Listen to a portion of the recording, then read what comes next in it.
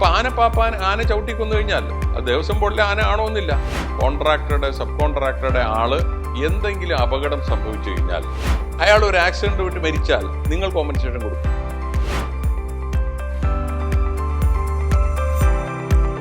അതായത് 15,000-ൽ താഴെ ശമ്പളമുള്ള എല്ലാവർക്കും PF ബാധകമാണ്, മാൻഡേറ്ററിയാണ്.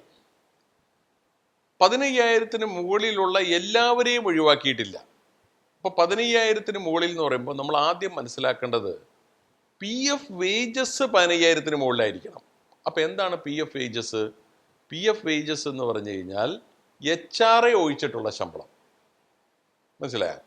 അപ്പോൾ HRA ഒഴിച്ചിട്ടുള്ള ശമ്പളം, വേറെ ഒരു എക്സംഷനും ഇല്ല. മറ്റ് എക്സംഷനുകളുണ്ട്, അതിപ്പോൾ ഒരു മന്ത്ലി ഇതിൽ വരുന്നതല്ല. ഇപ്പോൾ ഓവർ ടൈമിന് എക്സംഷൻ ഉണ്ട്, HRAക്ക് എക്സംഷൻ ഉണ്ട്, ബോണസിന് എക്സംഷൻ ഉണ്ട്, കമ്മീഷൻ എക്സംഷൻ ഉണ്ട്, എംപ്ലോയർ എന്തെങ്കിലും പ്രസൻറ്റ് കൊടുക്കുകയാണെങ്കിൽ എക്സംഷൻ ഉണ്ട്. പക്ഷേ സാധാരണഗതിയിൽ ഇതിൽ വരുന്നതെന്ന് പറഞ്ഞാൽ HRA ആണ്.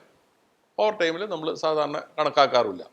അപ്പോൾ ഓവർ ടൈം ഒഴിച്ചിട്ടുള്ള, അത് കുറയ്ക്കുമ്പോൾ ഉള്ള സാലറി വീണ്ടും 15,000-ന് മുകളിൽ നിൽക്കുകയാണെങ്കിൽ നമുക്ക് വേണമെങ്കിൽ അയാളെ ഒഴിവാക്കാം.